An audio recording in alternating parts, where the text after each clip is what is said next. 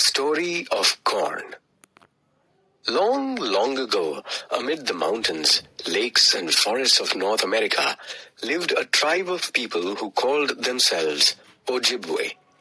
They roamed the forests, looking for food, and lived by hunting and collecting fruits from the trees. They led a difficult life. Zaumin was an orphan boy of this tribe who was raised by his grandmother. When Zaumin was 7 years old and ready to learn to hunt and fish, he went to his uncles for instruction. From his uncles, he learned how to be a brave warrior and how to provide food and care for himself and his grandmother. From his grandmother, he learned how to lead a good life. Every night, she told Zaumin stories. Sometimes she told him stories of courage and helpfulness.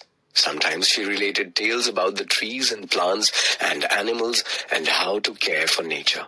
No matter how many times he heard the stories, Zaumin never got tired of them, and he resolved to always live as he was taught by his grandmother.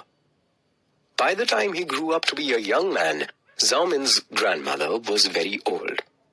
Just as she had looked after him, he now cared for her. One night she said, "I shall be going on a long journey soon. After I leave, a stranger will come to you. Do what he says." Zaumin was puzzled by her words, but promised to do as she said. At the end of winter, his grandmother died. Zaumin and the people of the village buried her among the pine trees. Not long after, a stranger arrived in the village. He was a little taller than the men of the village, and he had long, silky brown hair and a golden skin. He was slim and wore a dark green cloth around him. He spoke to the village elders in a harsh manner, asking if there were any good men in the village. The village elders consulted one another and sent for Zaumin. "Zaumin is a good man of our tribe and village," they told the stranger. Zaumin took the stranger to his hut, for his grandmother had taught him to look after guests. After they had eaten, Zaumin asked the stranger what he had come for. "I am Mandamin," said the stranger. "I have to find a really brave, honest, and hard-working man. Zaumin, you will have to fight me to prove how good you are. If you win, you live. If you lose, you die." Zaumin laughed. "I do not have to prove myself to you by fighting." Mandamin looked disappointed. "If you do not wish to fight me, I will take it that you are weak and afraid." Zaumin remembered his grandmother's words.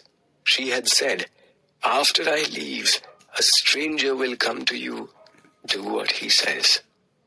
Partly in anger and partly out of obedience to his grandmother, Zaumin agreed. "I am not afraid.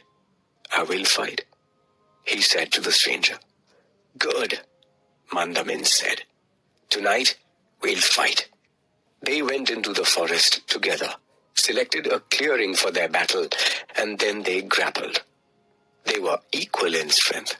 They wrestled and punched.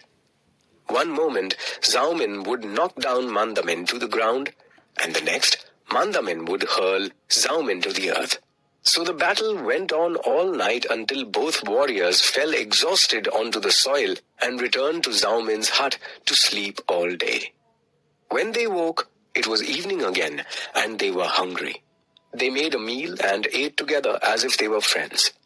That night, they went back to the forest clearing to resume their battle. Again they fought and fought, uprooting small trees and crushing the grass. But neither of them could overcome the other. Finally, they were too tired to carry on and returned to the hut again for rest and sleep.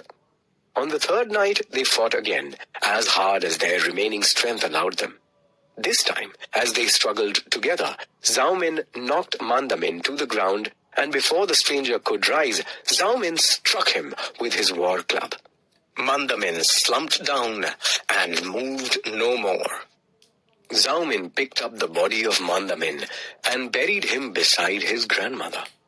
When he went to the elders of his village and told them of the events of the last 3 days, they said, "It is good that you listen to your grandmother. Look after Mandamin's grave like you would your grandmother's." Each day, Zaumin brought food and water to the graves and said prayers for their spirit. One evening, just before the summer began, Zaumin noticed a strange plant growing in the very center of Mandamin's grave. As the summer passed, the plant continued to grow, and by August, the plant was taller than Zaumin.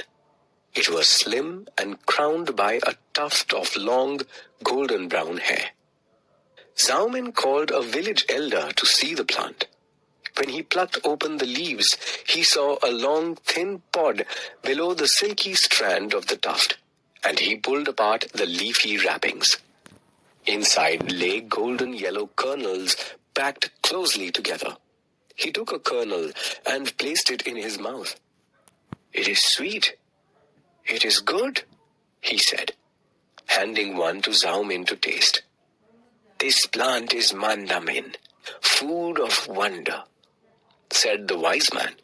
"You have done a great service for your people, Zaumin. You have not killed Mandamin.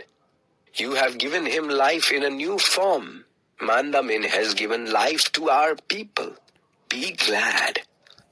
From that first corn plant, the native people of North America learnt how to grow corn. They grew the food of wonder in their fields and did not need to keep wandering in search of food.